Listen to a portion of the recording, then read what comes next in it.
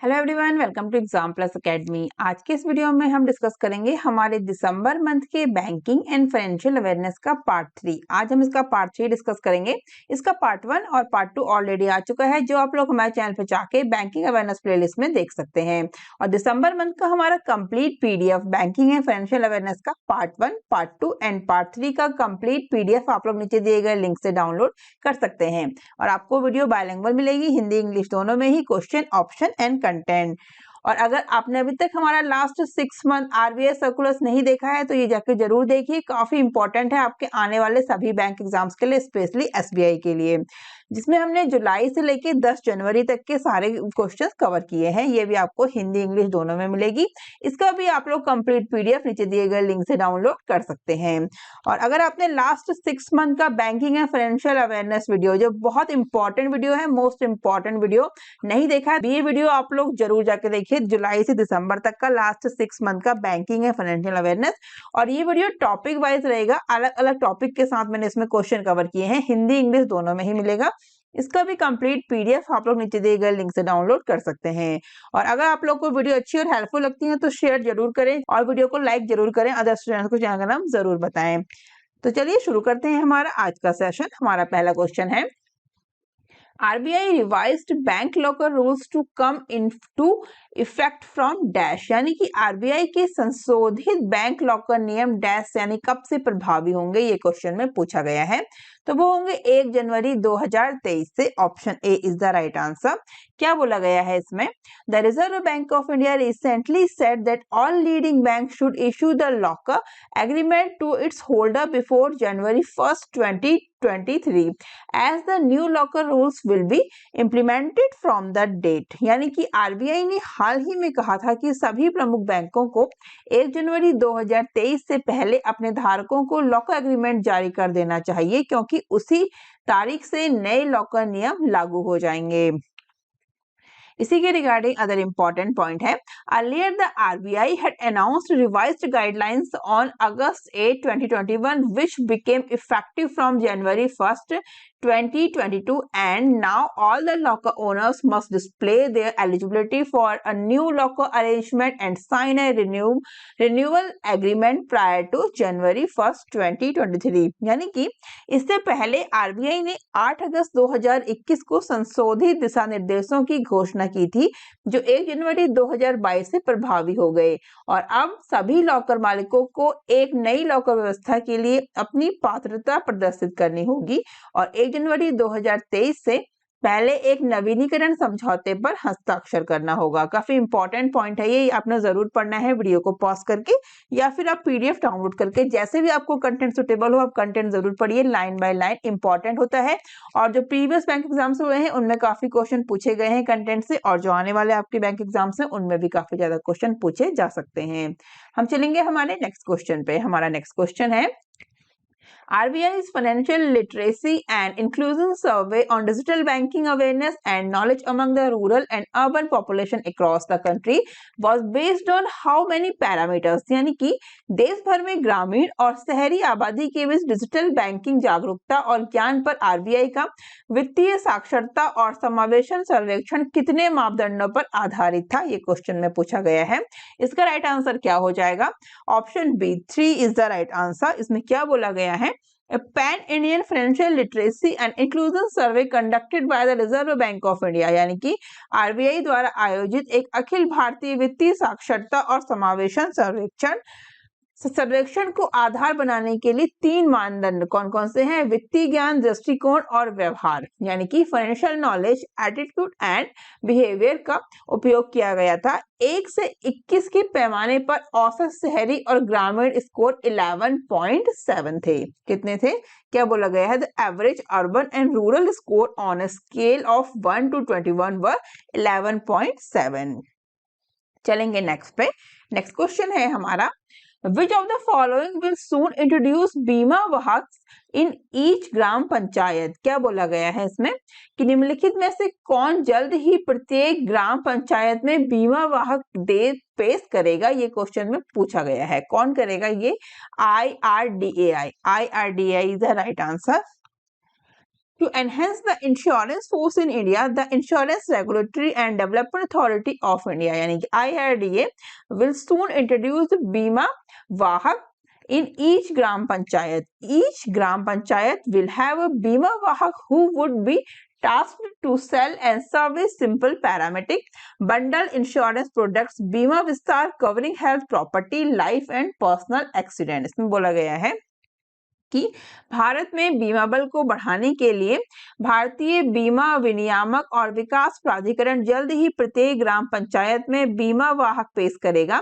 प्रत्येक ग्राम पंचायत में एक बीमा वाहक होगा जिसे स्वास्थ्य, संपत्ति, जीवन और व्यक्तिगत दुर्घटना को कवर करने वाले सरल पैरामीट्रिक बंडल बीमा उत्पादों बीमा विस्तार को बेचने और सेवा देने का काम सौंपा जाएगा।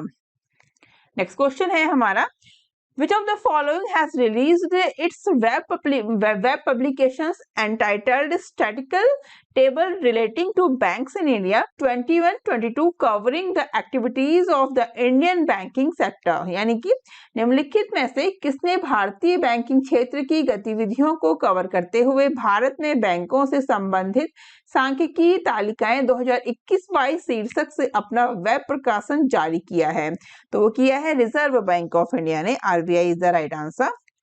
The RBI published web publications on the activities of the Indian banking sector called Statistical Tables Related to Banks in India 21-22. The publications includes detail of priority sector advances for scheduled commercial banks except regional rural banks together with entity specific information on the main categories of liabilities and assets along with their maturity profile, income and expenses. यानी कि RBI ने भारतीय banking क्षेत्र की गतिविधियों पर एक web प्रकाशन प्रकाशित किया जिसे भारत में बैंकों से संबंधित सांख्यिकीय तालिकाएं कहा जाता है। 2021-22 इस प्रकाशन में क्षेत्रीय ग्रामीण बैंकों को छोड़कर अनुसूचित वाणिज्यिक बैंकों के लिए प्राथमिकता प्राप्त क्षेत्र के अग्रिमों का विवरण शामिल है।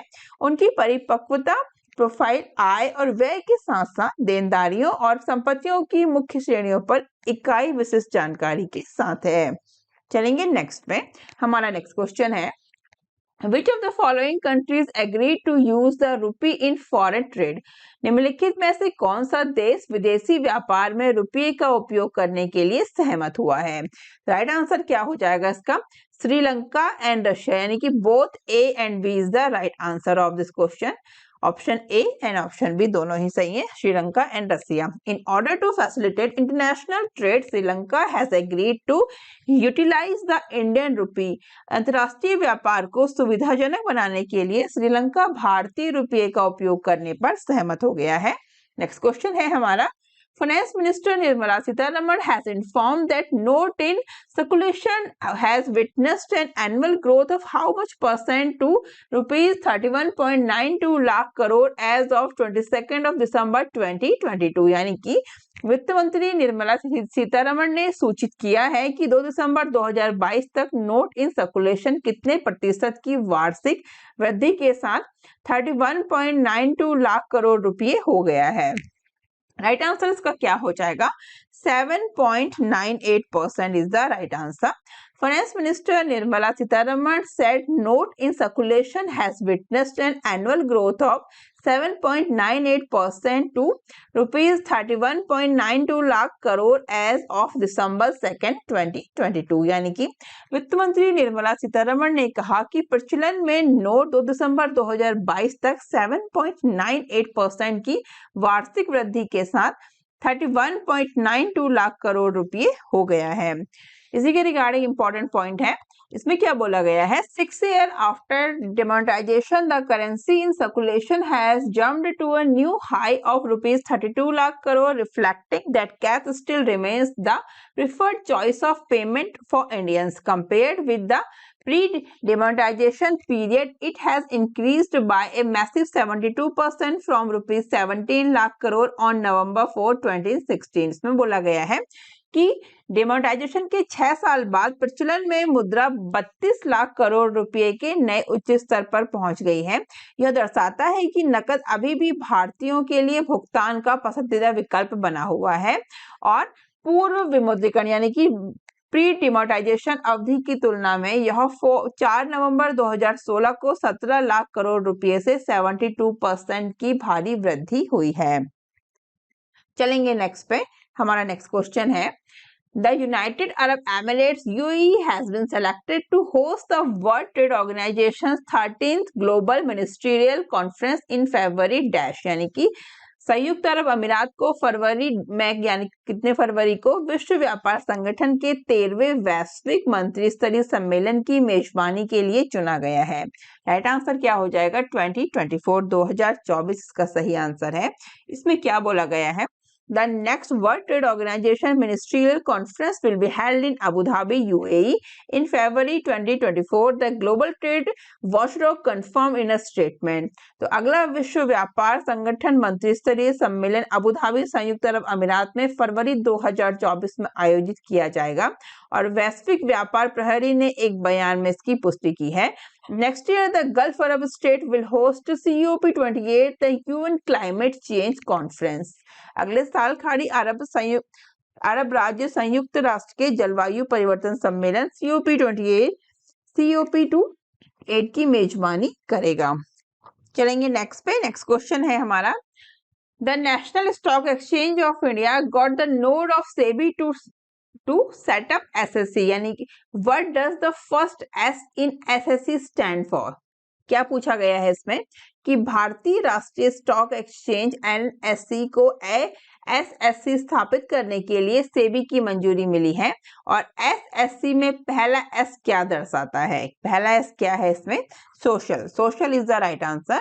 The NSE received in principle approval from the Capital Markets Regulatory Security Exchange Board of India to set up a social stock exchange. क्या है ये SSC?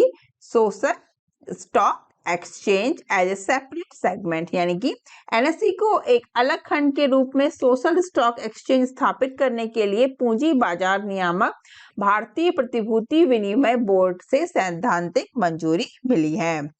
नेक्स्ट क्वेश्चन है हमारा, Which financial company has launched Roots, a dedicated platform providing comprehensive investor education and market analysis? यानी कि किस वित्तीय company ने व्यापक निवेशक शिक्षा और बाजार विश्लेषण प्रदान करने वाला एक समर्पित मंच रूट्स लॉन्च किया है? किसने किया है?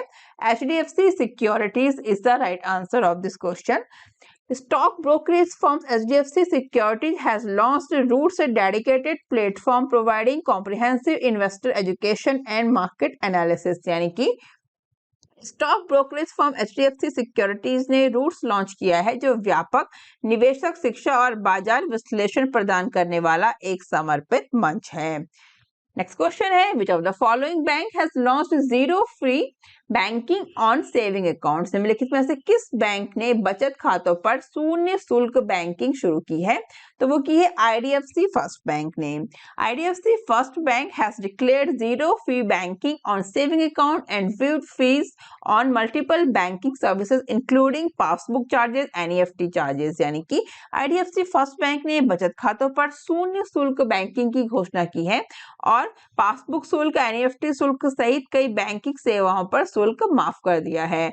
The bank said that customers maintaining as low as rupees 10,000 average monthly balance and the rupees 25,000 AMD saving accounts variant will get these benefits। यानी कि बैंक ने कहा कि 10,000 रुपये औसत मासिक बैलेंस रखने वाले ग्राहकों और 25,000 रुपये के AMB बचत खाता संस्करण का ये लाभ मिलेंगे। तो किस बैंक ने शुरू की है ये जीरो फी बैंकिंग सेविंग अकाउंट्स में? ये की है IDFC फर्स्ट बैंक ने। चलेंगे नेक्स्ट पे। नेक्स्ट क्वेश्चन है हमारा, which of the following has become a decacorn? यानी कि क्या बोला गया है इसमें, निम्नलिखित में से कौन डेकाकॉन बन गया है? ये क्वेश्चन में पूछा गया है। तो कौन बन गया है? IPL is the right answer.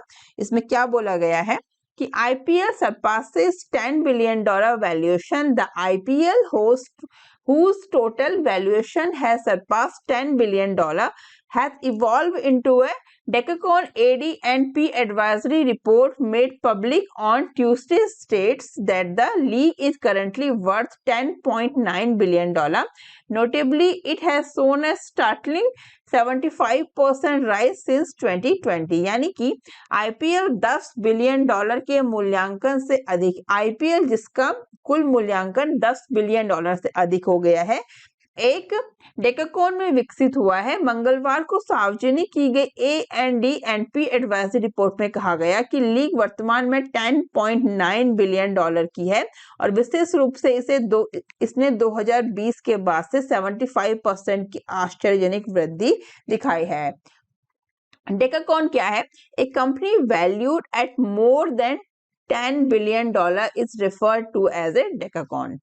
ये लास्ट लाइन है इसकी डेफिनेशन। चलेंगे नेक्स्ट पे। हमारा नेक्स्ट क्वेश्चन है, Reliance Jio acquired 100% stake in Reliance Infratel for about dash, यानी कि रिलायंस जियो ने रिलायंस इंफ्राटेल में लगभग डैश यानी कि कितने करोड़ रुपए की 100% हिस्सेदारी का अधिग्रहण किया है, ये पूछा गया है। राइट आंसर इसका क्या हो जाएगा? 3720 crore rupees is the right answer, option B. Reliance Project and Property Management Services, a subsidiary of telecom major Reliance Jio, has deposited rupees 3,720 crore in a SBI escrow account to acquire mobile tower and fiber assets on Reliance Infratel। यानी कि telecom प्रमुख रिलायंस जियो की सहायक company Reliance projects and property management services ने रिलायंस इंफ्राटेल के mobile tower और fibre संपत्ति का अधिग्रहण करने के लिए एसबीआई एस्क्रो खाते में 3,720 करोड़ रुपए जमा किए हैं। इसी क्वेश्चन के रिगार्डिंग है ये इंपॉर्टेंट पॉइंट, इसको आप देख सकते हैं। चलेंगे हम हमारे नेक्स्ट क्वेश्चन पे। हमारा नेक्स्ट क्वेश्चन है, HDFC borrows 400 million US dollar from which of the following for financing green affordable housing, यानी कि एचडीएफसी ने हरित किफायती आवास के वित्त पोषण के लिए निम्नलिखित में से किससे 400 मिलियन अमेरिकी डॉलर उधार लिए हैं? राइट आंसर क्या हो जाएगा? IFC is the right answer. क्या फुल फॉर्म है इसका? International finance corporation. HDFC borrows 400 million US dollar from IFC का full form international finance corporation as part of their efforts to promote climate goals. The international finance corporation has provided a loan to mortgage giant HDFC in the amount of 400 million US dollar for the financing of green affordable housing units, यानी कि HDFC ने IFC से 400 million US dollar उधार लिए हैं और जलवायु लक्ष्यों को बढ़ावा देने के अपने प्रयासों के तहत IFC ने ग्रीन किफायती आवास इकाइयों के वित्त पोषण के लिए 400 मिलियन अमेरिकी डॉलर की राशि में HDFC को गिरवी रखने के लिए ऋण प्रदान किया है। सारे ही पॉइंट्स जो है इंपॉर्टेंट है, लाइन बाय लाइन को जरूर पढ़ना है। चलेंगे हम हमारे नेक्स्ट क्वेश्चन पे। हमारा नेक्स्ट क्वेश्चन है, IMF decreases financial year 23 India's GDP growth forecast to -%, यानी कि IMF ने फाइनेंशियल ईयर 2023 में भारत की जीडीपी वृद्धि का अनुमान घटाकर कितने % कर दिया है? वो कर दिया है 6.8%। GDP prediction time to time change होता रहता है, इसलिए जब भी आप जाएं एग्जाम देने करंट वीडियो देख के ही जरूर जाएं। इसमें क्या बोला गया है कि IMF decreases financial 23 India GDP growth forecast, यहाँ पे आई मिसिंग है, आई, in light of lower than anticipated output in the second quarter and more sluggish external demand, the IMF reduced India's growth prediction for financial year 23 from 7.4 forecasted in July to 6.8%, यानी कि IMF ने कितना वित्त वर्ष 2023 में भारत का GDP विकास जो पूर्वानुमान है उसको घटाया है। दूसरी तिमाही में कम प्रत्याशित आउटपुट और अधिक सुस्त बाहरी मांग के आलोक में आईएमएफ ने वित्त वर्ष 2023 के लिए भारत के विकास की भविष्यवाणी को जुलाई में अनुमानित कितना था 7.4% से घटाकर 6.8% कर दिया है। नेक्स्ट क्वेश्चन है, SBI funds management has appointed dash as managing director and chief executive officer of the company. SBI funds management ने कंपनी के प्रबंध निदेशक और मुख्य कार्यकारी अधिकारी के रूप में डैश को नियुक्त किया है। किसको किया है ये पूछा गया है, तो Shamsher Singh is the right answer of this question. State Bank of India SBI funds management has appointed Shamsher Singh as managing director and chief executive officer of the company. किसको किया है? शमशेर सिंह को। चलेंगे हम हमारे नेक्स्ट क्वेश्चन पे। हमारा नेक्स्ट क्वेश्चन है, The UK-based economics consultancy firm Center for Economics and Business Research has predicted that India will become the third largest economy by which year. तो यूके स्थित अर्थशास्त्र सलाहकार firm centre for economics and business research ने भविष्यवाणी की है कि भारत किस वर्ष तक तीसरी सबसे बड़ी अर्थव्यवस्था बन जाएगा। कब तक बन जाएगा? 2037, 2037 तक। The Center for Economics and Business Research (CEBR), which is a UK-based economics consultancy, predicted that India will become the third largest economy by 2037. Center for Economics and Business Research CEBR जो UK से अर्थशास्त्र सलाहकार ने एक भविष्यवाणी की थी कि भारत 2037 तक तीसरी सबसे बड़ी अर्थव्यवस्था बन जाएगा। नेक्स्ट क्वेश्चन है हमारा, Which bank has launched its flagship businesses mentoring program for MSME entrepreneurs, MSME Prerna in the state of Rajasthan? यानी कि क्या बोला गया है, किस बैंक ने राजस्थान राज्य में MSME उद्यमियों के लिए MSME प्रेरणा के लिए अपना प्रमुख व्यवसाय सलाह कार्यक्रम शुरू किया है? किसने किया है? इंडियन बैंक ने। Indian bank is the right answer.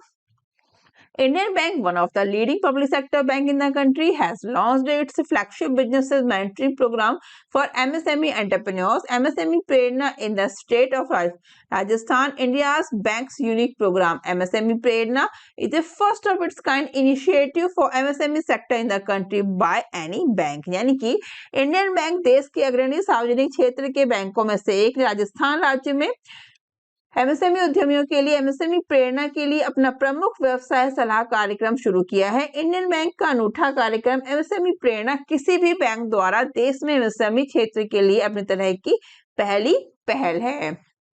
Next question है हमारा, economic cooperation and trade agreement between India and which of the following countries came into effect? यानी कि भारत और निम्नलिखित में से किस देश के बीच आर्थिक सहयोग और व्यापार समझौता प्रभावी हुआ है? राइट आंसर क्या हो जाएगा इसका? Australia. Australia is the right answer of this question. इसमें क्या बोला गया है, India Australia economic cooperation and trade agreement comes into force from 29th of December. India and Australia signed an economic cooperation and trade agreement on the 2nd of April 2022. यानी कि Bharat Australia आर्थिक सहयोग और व्यापार समझौता 29 दिसंबर से लागू हुआ। भारत और ऑस्ट्रेलिया ने 2 अप्रैल 2022 को आर्थिक सहयोग और व्यापार समझौते पर हस्ताक्षर किए हैं। तो फ्रेंड्स, यहाँ पे हमने कवर किया है हमारा दिसंबर मंथ का पार्ट 3 और पार्ट 1 और पार्ट 2 ऑलरेडी आ चुका है। ये कंप्लीट पीडीएफ आप लोग नीचे दिए गए लिंक से डाउनलोड कर सकते हैं दिसंबर मंथ का, जिसमें आपको पार्ट 1, पार्ट 2 एंड पार्ट 3 मिलेगा। और ये काफी इंपॉर्टेंट रहेगा आपके आने वाले एग्जाम्स के लिए, बैंक एग्जाम्स जो है उसके काफी इंपॉर्टेंट रहेगा दिसंबर मंथ का बैंकिंग एंड फाइनेंशियल अवेयरनेस। और अगर आप लोग को वीडियो अच्छी लगे तो इसको शेयर जरूर करें, अदर स्टूडेंट्स को जानकर हम जरूर बताएं, वीडियो को ज्यादा से ज्यादा लाइक करें। आप लोग हमसे डिफरेंट सोशल मीडिया प्लेटफॉर्म पर भी जुड़ सकते हैं, इन सभी के लिंक मैंने आपको नीचे डिस्क्रिप्शन में दिए हैं। अगर आप चैनल पर नए हैं तो सब्सक्राइब करके बेल आइकन जरूर दबाएं, जिससे आने वाले सभी इंपॉर्टेंट वीडियोस की नोटिफिकेशन आपको मिल सके। तो आज के लिए बस इतना ही, जल्दी मिलते हैं नेक्स्ट वीडियो में। Thank you, thanks for watching.